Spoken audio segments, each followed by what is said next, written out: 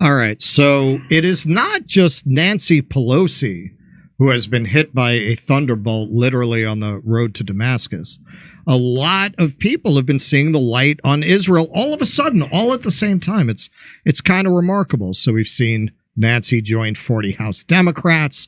Elizabeth Warren suggested Israel's actions in Gaza could be ruled as a genocide by international courts.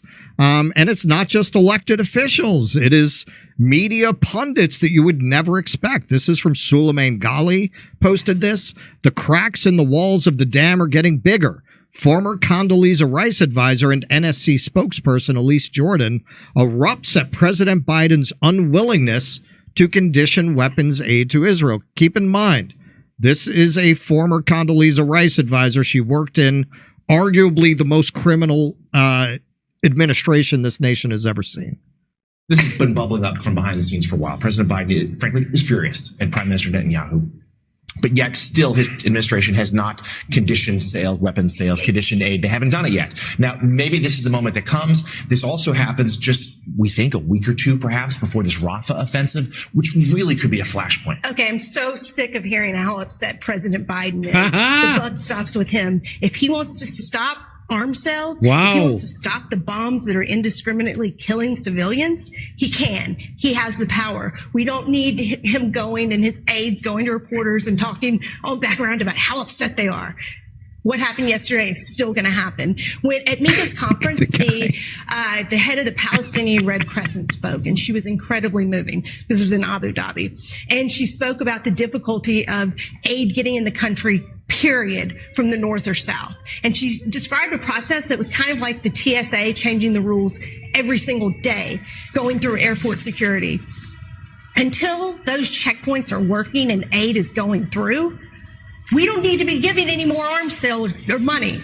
It needs to stop. It needs to be conditional. It's ridiculous that it's going on unchecked and unfettered, and we're sitting around and talking how upset we are while we hemorrhage billions of dollars. It's the worst of all worlds right now. Well, all right. So when she says what happened yesterday, she's referring to the WCK attack. That's the World Kitchen. What does it stand for? World Central Kitchen. World Central Kitchen. That's that Andre. Same organization that Pelosi's friend runs. All right. So that's what she's talking about when she says what happened yesterday. So now you got Richard Haas, no more of a swamp dwelling deep state ghoul than Richard Haas. This is actually another part of the same segment. Let's see what he had to say about this. Empty. It's 6 months. We're reaching the 6-month milestone of this war. That's one fact to begin with. And two things have happened in the last few days. One is these attacks are continuing, and yet so are U.S. arms transfers to Israel without conditions. They've been going on for 6 months. Why does Israel need 2,000-pound bombs to be used in high-density populated areas? I can tell you why. 10 days ago, what does Israel do? It expropriates 2,000. Because they want to slaughter as many Palestinians as they can. Okay, keep going. Acres of land in the West Bank for settlement construction. Where is the White House reaction to that? That is how you undo even the possibility, Joe was talking about it, of one day getting to a two-state solution. If you're going to have a Palestinian state, the last I checked, states are built on territory. If the territory isn't there to build it on, you can talk about two states till the cows come home. You don't have it. Where's the administration reaction to that? So at some point, the words become empty, and the Biden administration is very close to having reached a point where their criticism of Israel is too much for the same people who criticize Chuck Schumer, but it's not nearly enough to affect the course of what is going on. That is the worst of all possible worlds. It looks weak and empty. Wow, Richard Haas. He's the president emeritus of the Council on Foreign Frickin' Relations. Right. Are you kidding me? No more deep state credentials So how does this how does this keep going on? So if you got people from Condoleezza Rice and Richard Haas, I mean, come on. But this is very recent. This was very quick. They flipped on a dime, and that's what we're going to look at. Why did they flip on a dime? Okay, so Morning Joe, surely Morning Joe is going to take Israel's side in any conversation.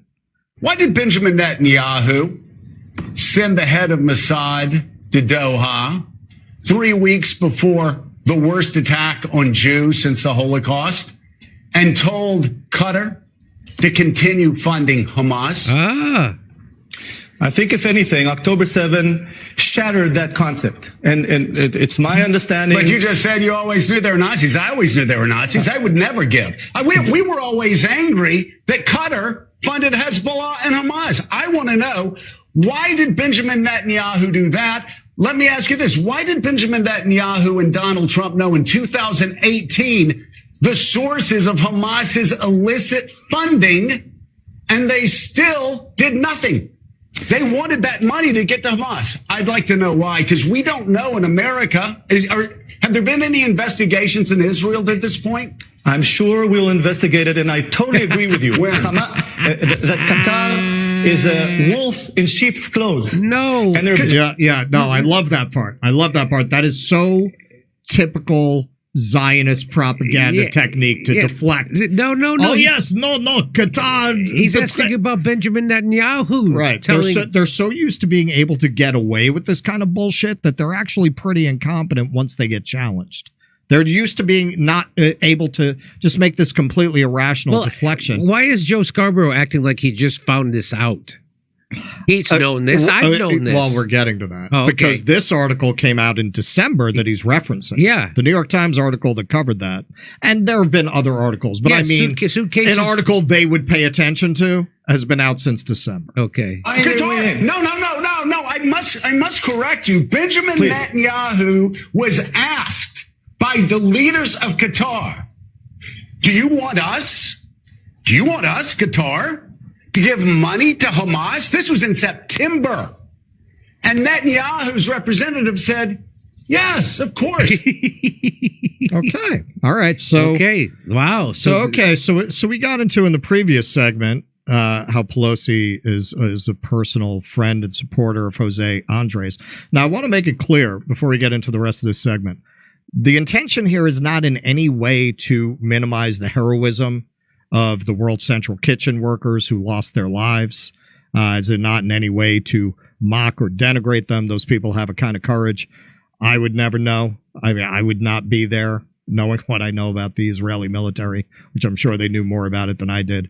That is not the point of the segment. The point of the segment is coverage, media bias, and the bias of our political class towards certain kinds of people and not others, what Noam Chomsky calls worthy and unworthy victims. So we already knew, this article is February 28th, that Gaza's death toll exceeded 30,000 by that time. And the article is about why it's an incomplete count. That is just what they were able to account for. They know there are tens of thousands of other people unaccounted for, right? So we knew that for a while, right? This article is February 29th. And here's an entire family that was wiped out. Let me see if I can read that. Iman Ebu Said, far right, with her mother, sister Yakin, and father. Everyone in this photo was killed in an airstrike on October 31st, 2023. Okay. All right. So now here's an article about the World Central Kitchen workers killed in Israel. So let's see who was killed there. A dual U.S.-Canada national, a Palestinian. They had a Palestinian driver. 3 Brits, an Australian, and a Pole were killed by the IDF strike. So that's them. Now let's see if you can see what the difference is between the two sets of victims. So you had over 30,000 Palestinian victims the day before a mostly white crew of aid workers, which again, this is not in any way to denigrate their courage. I can't even imagine having the courage these people had. This is about who the media and who the political class will respond to the deaths of as opposed to others. They already knew there was this horrific genocide of Palestinian people, and they're dragging their feet. They don't want to say genocide, maybe a ceasefire, maybe not a ceasefire. As soon as a predominantly white group of aid workers was killed, well, you just saw the result. You just saw the result. All of those media stories were referencing this. Why weren't they referencing this family wiped out on the bottom? Why were they only referencing the ones at the top? So is this cherry picking? Is this unique?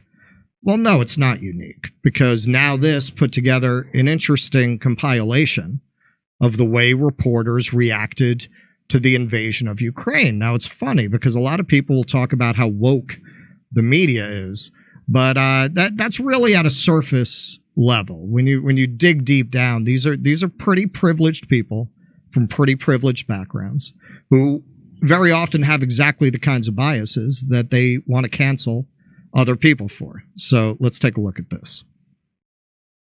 Relatively civilized. They look like any European family. Christians, they're white. You know, this is a relatively civilized, relatively European, I have to choose those words carefully too, city where you wouldn't expect that or hope that it's going to happen. When they say, civilized cities, in another clip, well-dressed people, and this is not the third world, they really mean white people, don't they?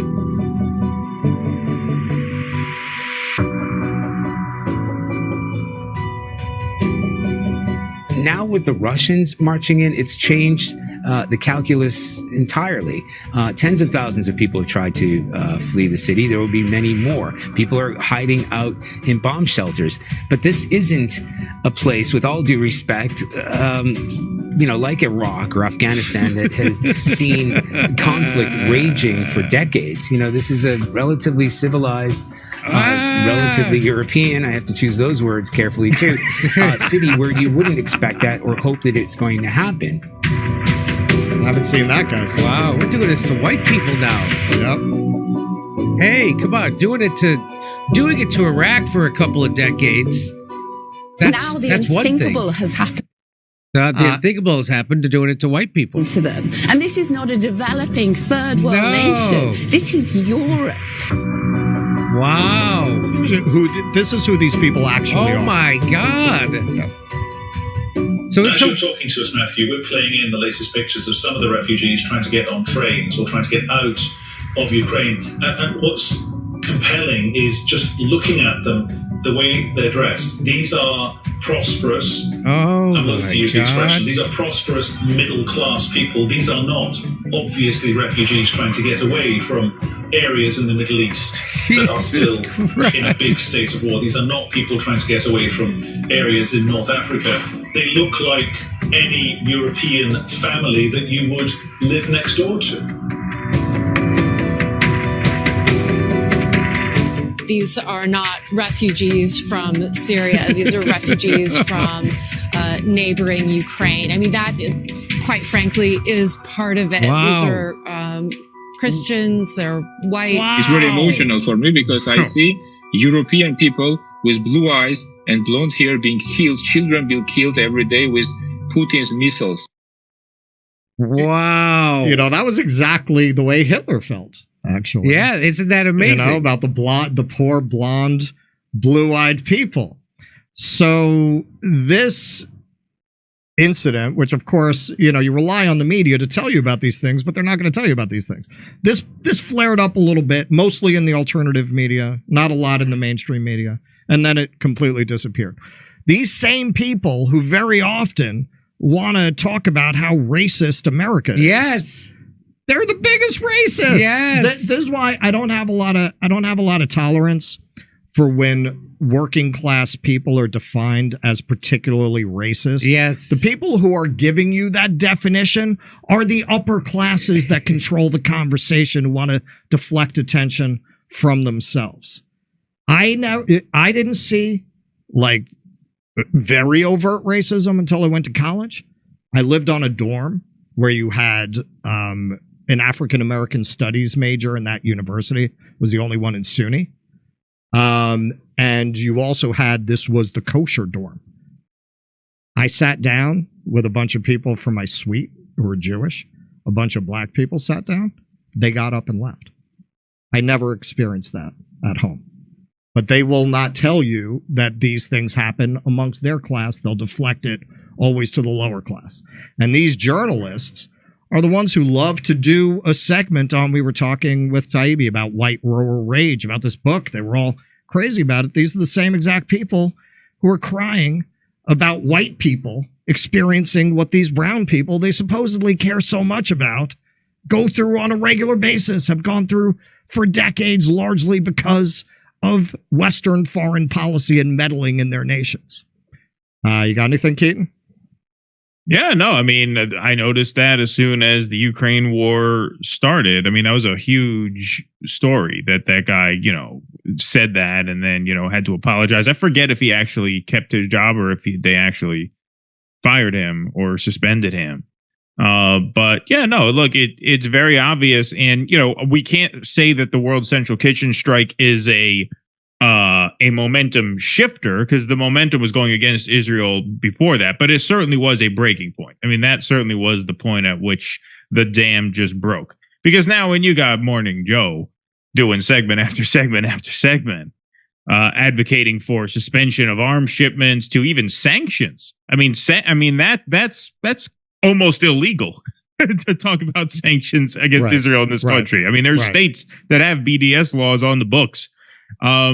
So yeah, I mean, that's it. It's all fallen apart. And I think, a huge reason for it is because of what you mentioned. It's worthy versus unworthy victims. All of a sudden, as soon as some victims that look like us, got killed, all of a sudden, tremendous action on the part of the media. They could have been saying this all along. This is the same media that a few short months ago was calling pro-Palestine protesters anti-Semites and trying to drum up fear about rising anti-Semitism and never defining that outside of the movement to stop the genocide in Palestine. And all of a sudden, they've seen the light as soon as these aid workers were killed. You have anything, Jimmy? I hadn't seen those clips. If I did, I was maybe still smoking pot. I don't remember. But no, it's recent. It's very recent. Wow, that is wow. First of all, great analysis. Exactly right. These are the people who tell you MAGA is racist. These are the people, the rural Americans are racist, and these are the people like, hey, these are civilized people, not like those. The darkies, not like the darkies who've been bombing the shit out of them for the last 50 years and stealing their oil and slaughtering them indiscriminately and having guys like George Bush and Dick Cheney and Condoleezza Rice run a torture program on them. And oh my God, these aren't people from Venezuela. These aren't the El Salvador. These are whiteys. These are Christians. Yeah, that's. I got to put that in the live show that we're going to do in Chicago in August. That's great. To literally say blonde and blonde. He's like, come on, this is the master race. They're doing it to over here. And that was a Ukrainian official, by the way, under Zelensky, who said that. So tell me again how we're not funding Nazis in Ukraine. Right, exactly right. All right, Misha, to you.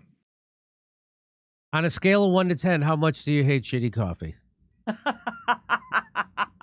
I, for one, really hate shitty coffee, which is why I'm excited to introduce to you a company that's revolting against shitty coffee, and it's called the 1775 Coffee Company. Now, I haven't had it yet because I only drink decaf. Steph has had it. Steph, how do you like it? I really like it. You know what? I have a French press, and so I've been using my French press and totally enjoying it. It's delicious. It's smooth. So 1775, the world awakened to a new era. And now it's 1775 Coffee Company is bringing you a coffee that embodies that revolutionary spirit. Crafted with passion and precision, our beans are ethically and exclusively sourced from the finest coffee beans farms of Bolivia. Didn't know that. 1775 Coffee Company's farm-to-cup journey ensures the highest quality of authenticity and sustainability from start to finish. With each sip, your palate will recognize and appreciate the dedication and passion that goes into crafting this single-sourced brew. 1775 Coffee Company takes pride in offering customers a truly exceptional coffee experience with their premium coffee collection. But their dedication to this revolution extends beyond the realm of taste. Safeguarding freedom of speech is critical right now, which is why 1775 Coffee Company has joined forces with Rumble in defense of one of our most fundamental rights, freedom of speech. Coffee that's sure to awaken all your senses, including the sense of freedom. So choose 1775 Coffee by going to 1775coffee.com /litter. That's LITTER. And use the code LITTER for 10% off the checkout on your first order. 1775 coffee, brewed to perfection, crafted with revolution. Isn't it swell? The memes make themselves.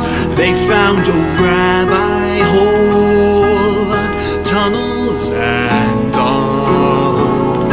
There's Jews in the walls. Isn't it bliss? The rabbinical grace soiling the mattresses. Well, let me tell you.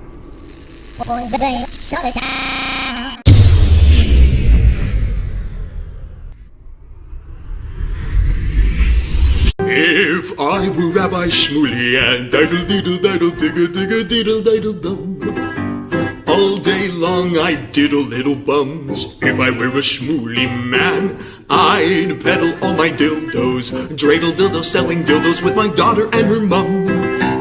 If I were a Jewish Shmuley man, I'd be digging with a dildo in my bum. I'd wear a grotesque nose and go grab some goyim right on the nipple with a pinch. A Shabbos lap dance brace for the youngest mensch.